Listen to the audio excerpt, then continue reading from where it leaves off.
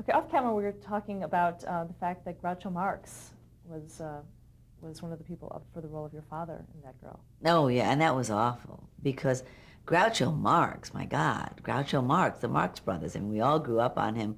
My father used to play, as I told you, the old comedies for us, and the Marx Brothers were certainly comedies that we saw. And one day, Bill and Sam came to me and said that Groucho Marx would like to audition for the part of my father. And I was just floored, and so they said, would you read with him? I thought, oh my God, I can't read with Groucho Marx. I just felt, that it would be shameful to even make Groucho Marx audition for something. But he wanted to, and the network wasn't going to buy him without it. That's the terrible part about all of this business.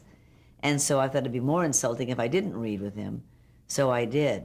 But I mean, it was all I could do to even look at him because he was such a brilliant comedy actor, such an icon, and I felt almost embarrassed to be part of a group that would have him audition. But he did do it, and, he wasn't really right for the part. It's hard to say that, but he wasn't, and so he didn't do it. But it was a difficult day for all of us because nobody ever wants to hurt the feelings of any great, talent like that. But as Lee Strasberg always said, everybody's not right for every part. There's lots and lots of great actors who can't play certain parts. It's just the way it is. Do you think he realized it himself? I don't know. I didn't know him well enough. I didn't know him at all. And so I don't really know what he thought. I know that he was nervous, and that made me unhappy too. Okay, describe a typical work week on the show. What was the schedule like for you? Well, first of all, we shot with one camera. We didn't shoot with 3 cameras, as my dad and Lucille Ball did, because we all felt that we wanted to do a softer show, that we were going to do a show that was, laugh, laugh, laugh every minute. We wanted to tell a different kind of story. We went to New York a lot and shot around the city of New York. We were doing really a romantic comedy, not a situation comedy per se. So it made it for a very hard week. So we would, on Fridays, we would read the news script, and then we would read the next week's script as well and make notes on it.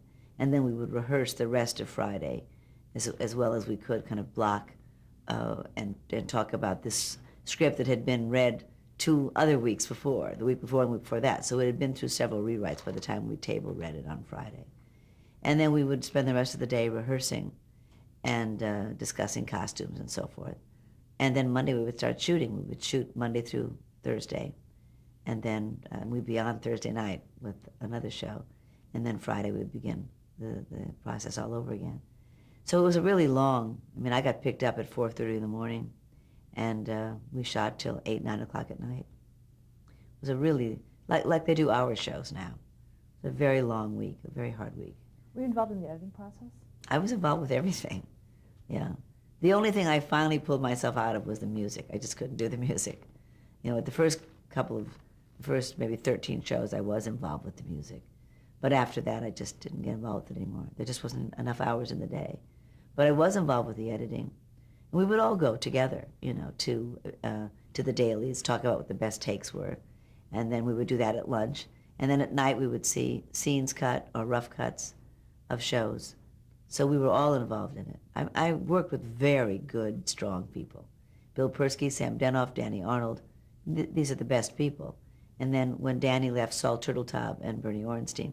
These are all people who have done all the good comedies you've ever seen on television. So I followed Lucy's advice. I always had really smart, good, strong people. And so together, we collaborated. And we were a good team. They were very happy years. You mentioned the music on the show. Can you talk about the genesis of the theme song? Well, Sam Denoff wrote the lyrics. Diamonds, Daisies, that was his lyric. And the music was written by Earl Hagen. And a couple of people came up with theme songs for us, and we chose Earl's. It was the best one. What do you think it said about the character? It was very up and had a lot of motion in it. It felt like somebody that was walking and moving. It had a lot of movement to it. I didn't like the ones that were sort of sweet and violins and more toward the romance of it. I liked the idea that it had a lot of motion in it, and it was very up, and that was her personality. The show also had a laugh track. Yes. How did you feel about that? I didn't know any better in those days about a laugh track. Everybody had a laugh track in those days, even the people who had live audiences. They would come in and they would call it sweetening. They'd put a laugh where somebody didn't laugh, or they'd cut the laugh down when the laugh overtook the scene. So it's a weird thing to play a scene and then later have a laugh track put on it. But it's also weird to do a scene and have music put in it. All of it is unnatural, quite frankly. But it was part of the scheme of things in those days. I think they still do laugh tracks in some shows. But mostly they're doing, like on Friends, you have a real audience there. That's the best kind of laughter than having somebody, bring in the canned laughter and decide, that 4 women will laugh at this and 1 person will have a high-pitched laugh here. It's kind of an odd thing. I've been to some of those sessions, and it's very weird to sit in on a canned laughter session. It really is. It's like having an orchestra of laughter, because everybody's laugh is different. And do you want a group of people laughing, or just a few people laughing, or the whole audience laughing? Because every joke or every situation really does bring out a different kind of laughter from an audience. Very few jokes have everybody in the audience laugh at it. Do you have a favorite episode of the series? I have some. I loved the pilot. It was just a wonderful pilot. In fact, a few years ago, I was working on a comedy pilot with a friend, and I said, let's pull out that girl. I'm interested in what were the elements of that, because it was very successful. And we pulled it out and looked at it, and it was amazing that everything that you needed to know about a show having the possibility of 5 years of stories, that's what you look for in a pilot. And it was all there. You could see that there was a boyfriend, that there was a family situation, that there was a girl swimming upstream against society. It was all there. The career, the dreams, all of it, the support system. You could tell that it was, that there would be plenty of stories. And that's really what you think of when somebody brings a series to you or a pilot to you. You look at it. Producers look at it this way. Networks look at it this way. What's the 10th episode? Where do you go after the first 5 obvious stories? Do you have a second year? Because that's what you need in order to do a series. Any other favorite episodes? We did a wonderful show. I think it was called Anatomy of a Blunder. And it was about my taking Donald home to meet my parents. And absolutely everything went wrong. We got into a mudslide, and the mud got in his face. The car broke down. He got bit by a bumblebee on his eye. He just looked like a disaster by the time we got there. And it was funny. It was very funny. Talk about the relationship between Anne and Donald. Well, Anne and Donald were sweethearts, but they were sweethearts not from the 60s, which is where we were, but from the 50s, really. The sensibility, the sexuality was really hidden. Here we were in the 60s and 70s, the Vietnam War, free love, women not wearing bras, this whole sexual revolution, but it wasn't happening on television. It wasn't happening anywhere. In my father's day, they slept in separate beds. Lucy and Desi were married in real life, and they slept in separate beds. When Lucy was pregnant, you were not allowed to use the word pregnant. So television had a very tiny little dance floor of language and of possibilities in terms of sexuality. So Donald and Anne Marie, just did not, sleep together. They were not, grown-up lovers, which they certainly would have been in real life. So it's interesting to realize that what was going on in the 60s in real life was not in that show or any show. In fact, now in the 90s and since 2000, Friends and Seinfeld and those shows talk openly about sex. Murphy Brown had a baby without being married. None of this would have been possible in that time. So television sexuality has really caught up about 40 years later as to what it's always been. It isn't that there wasn't any sex in the 60s and 70s. It just wasn't on television. What were some of the rules then for your show in terms of sexuality? Well, you never saw Donald sit on my bed or be in the bedroom. You almost always saw him go home, the door. He always went out the door. And we did a show that the great Jim Brooks wrote. And it was about Bernie Capel and his wife were getting married. And we went up to their wedding up in some cabin, and it snowed. And I think the show was called Snow and Rice or something like that. And there was only one room, and Donald and I had to stay in it. And so I stayed in the bed, and Donald slept on the couch. And then, of course, the next morning, my father showed up, and Donald was there in his pajamas, and all this, brouhaha over the fact that we had spent this night in the same hotel room. And it was all about, Daddy, do you trust me, kind of, thing. But I mean, in many ways, for these people who were in their 20s to be acting in this sort of, immature way, I mean, the audience went with it because I think everybody aspired to that morality, even though no one was living it. But their parents wanted them to live it, and the society wanted them to live it. And so that was our parameter. Was there a lot of network interference on the show? No, not in anything except whatever they thought was a double entendre. And that sometimes was laughable because it wasn't intentional. But they were always, looking for sex, in all the wrong places. And it wasn't really there, but they were concerned about it. Because it was young people, and because the young people were watching it, that they felt a kind of a responsibility. But we fought them, off with a stick because we had to. But standards and practices was very tough in those days. It's not quite as tough today. But I mean, I had trouble in the 80s with a movie I made with Chris Christopherson for CBS that, they didn't like where he put his hand in one of the love scenes, and we had to deal with that. What about the advertisers? Did they have much of a say in the show? No, not really. It was just my hair. I did, the summer of my second season, I let my bangs grow out. I'd had enough of bangs for a while. And Clairol didn't want the bangs to go away. So I had to wear this sort of little mustache on my forehead of bangs because I was wearing my hair parted in the middle by that time, and I wanted it to be that way. It was fashionable. But they insisted on the bangs, so I had to have bangs as that girl. And then in the last season, I think I finally had my hair parted in the middle. But it took about 4 years to get them to let me do that because they just felt it was such a signature.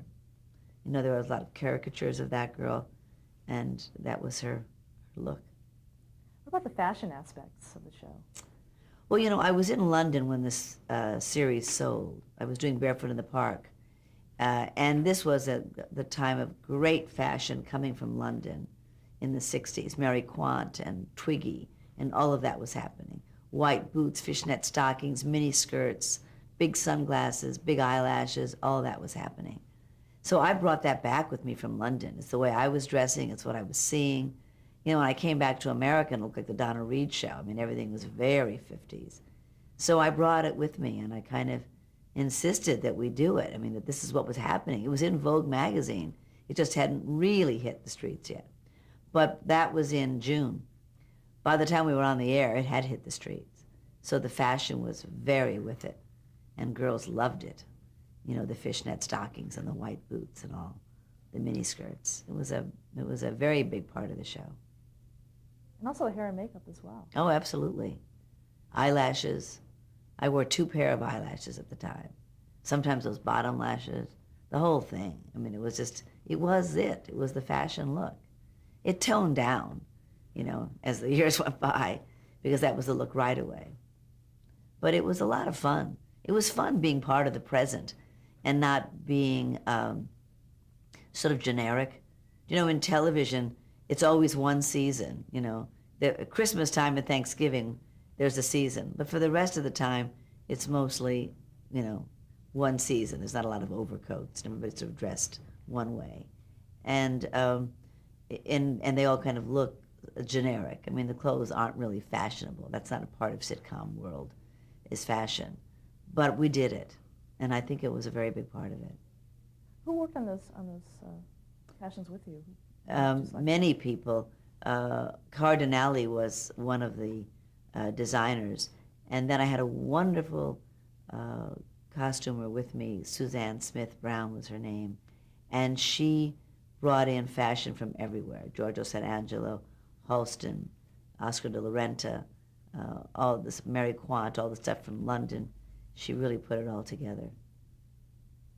You had alluded to the fact that Anne-Marie in real life would not be able to afford such things. No, Anne-Marie would never have been able to afford it. I don't even think Marlo could have afforded it at that time.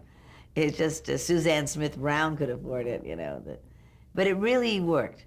It made it a hot, present show, as opposed to just another look at TV, the TV fashion, which has never been great.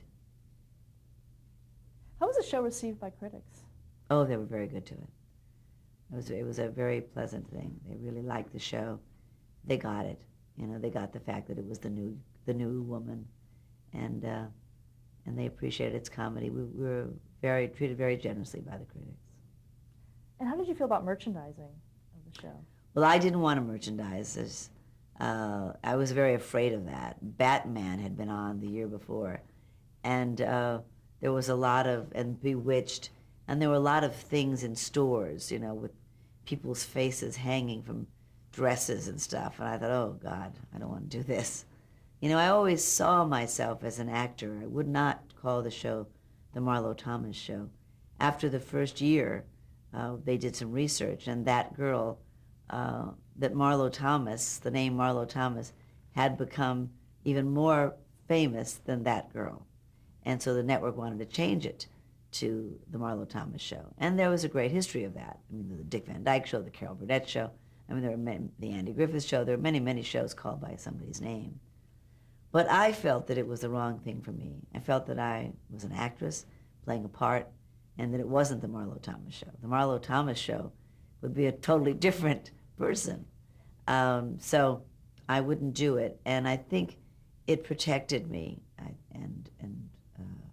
from merchandising my person. I was always very worried about that. And so before the show started, my cousin was one of my lawyers. Eddie Elias was his name. And I said to Eddie one night, I said, before I sign the contract with ABC, how am I going to get around this merchandising thing?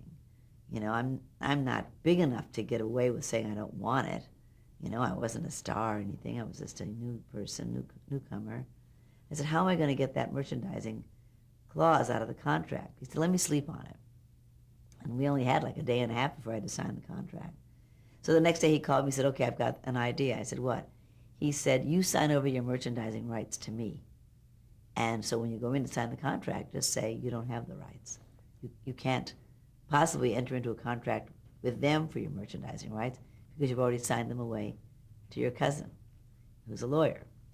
So I said, great. So that's what we did. I signed it before I went into the contract, to sign the contract, and I said, I don't have the rights. I don't have my merchandising rights. You'll have to deal with him. So that was that, the end of it. So then they came to me all the time, and would I do a dress line?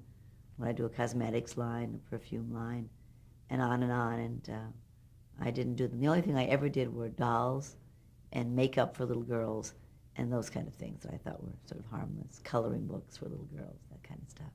I mean, they didn't make big money, but at least, I just couldn't bear the fact that my face would be hanging from clothes and things. Talk about some of the guest stars that appeared on the show. Are there any that stick out in your mind? Well, we used a lot of comedians. Sid Caesar, Milton Berle, my dad, Ruth Buzzy, and lots of good young comedy actors like Bill Bixby. So we did use the talent pool. Rich Little played one of my boyfriends at one point. Yeah, and it was fun. It was fun working with people like Milton Berle and Sid Caesar. I mean, they were so gifted, and they were way older than me. That I knew them from my whole childhood from watching them. Certainly, Sid Caesar and Milton Berle. I mean, my God, they were both sort of Mr. Television, each of them. So it was fun. They were great to work with. Ethel Merman? Ethel Merman, my gosh, yeah. She was a lot of fun to work with. And I'd heard she was kind of tough, but she was adorable. I really enjoyed her. And we sang Everything's Coming Up Roses together. In that show, I played that I was getting a part in a summer stock production of which she was the star. And so she was, very generous to me and so forth. But I was afraid of her in the show. Yeah. Why did the show go off the air after 5 seasons? It was time. We did our 5 seasons, and we all felt that we'd really done all the stories we could do. The network wanted us to sign up for 3 more years, and we talked about it. And the only way we could have done that would be if Donald and Ann got married.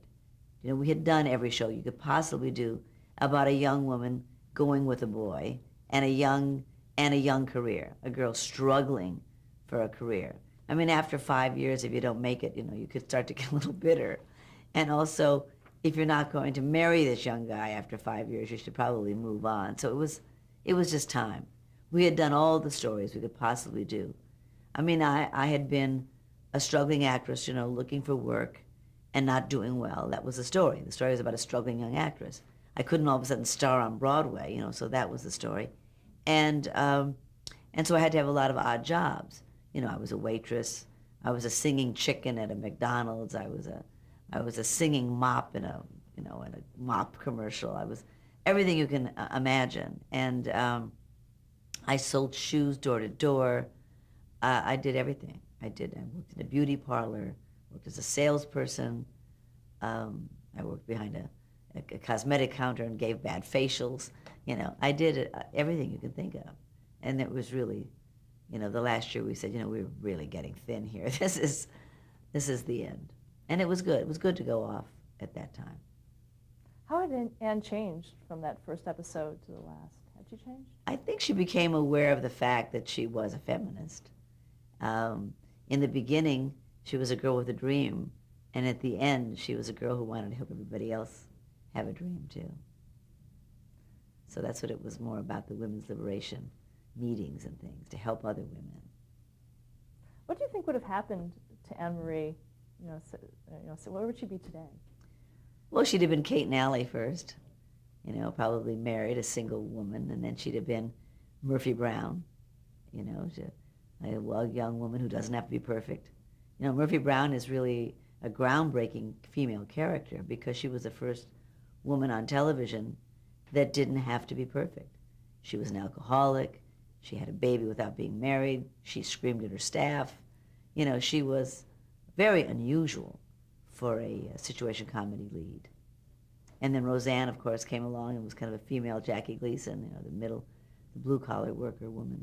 So that's where that girl would have to go until she'd probably end up being Rachel on Friends, where she too is single, has a baby, has a job, has a career, all of those things, a successful career, Where do you think she would have gone after, the show as Anne Marie? Where would she be today in terms of that character? Well, that character would either have to be single with a child, or married, or divorced. That's what I'm saying. That's what I'm saying. Kate Nally, was divorced and had a child. I mean, she'd be one of those groups of people. What do you think is the legacy of that girl? Well, I think the legacy of that girl is the fact that as Billy Persky always says, we threw the grenade into the bunker. I mean, we opened up the window for young women, that you did not have to be the wife of somebody or the daughter of somebody or the secretary of somebody, but that you could be the somebody. The story could be about you and what you wanted in life. And so once that happened, I think that really, paved the way for a lot of other shows. And I think that's probably what the legacy is, even though she wasn't able to go all the way, as far as she could have gone. Not sexually, not with her job, but she started it. In 1973, you reprised the role in a way with That Girl in Wonderland. an animated show. Mm-hmm. Oh, yes. That was an animated show. Mm-hmm. Okay. Why did you decide to do that? Why did that This come was for about? children, and the little girls loved the show so much. So somebody asked me to do that, and I thought that'd be fine because it was harmless and for kids. Was that something that you were very much interested in, doing programming for children? I always have been.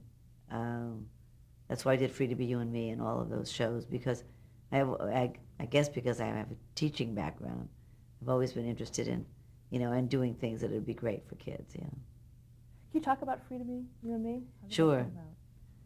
Well, my sister Terry had a child, a little girl, and she was reading to her the same kinds of stories that we had grown up on. The prince will come along and give you a kiss and everything will be fine.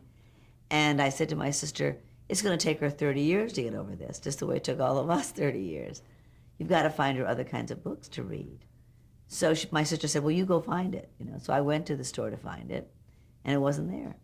There weren't any stories that said to young girls, you can be anything you want to be. The world is open to you. The choices are all there. All the things that I thought I had learned as a young woman had not found their way into children's books. In fact, one book I found said, it was a picture book, and on one side it would say, boys are doctors, girls are nurses. Boys are pilots, girls are stewardesses. Well, I practically had a heart attack in the bookstore. I thought, my God, if this is what it is. So I decided that I would do a record for Dion, because my sister and I had grown up listening to story records, and I thought it'd be great, I'll do a record for her. And I asked my friends if they would tell me what they wished they'd been told as a child. And one male friend of mine said, I wished I'd been told it was all right to cry. So we wrote a song. Carol Hall wrote a song called It's All Right to Cry, and we got Rosie Greer, this big, great, strapping black football player, to sing It's All Right to Cry. And what I'd wished I'd been told is that every girl didn't have to get married. And so we rewrote the story of Atalanta.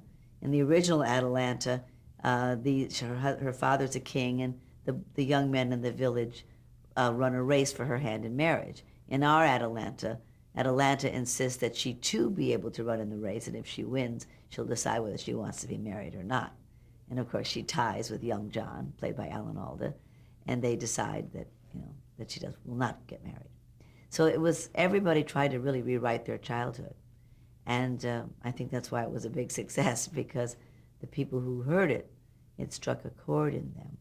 That these were the longings of their own childhood. And little kids liked it because it was good music and good stories. Stop there to change the tape.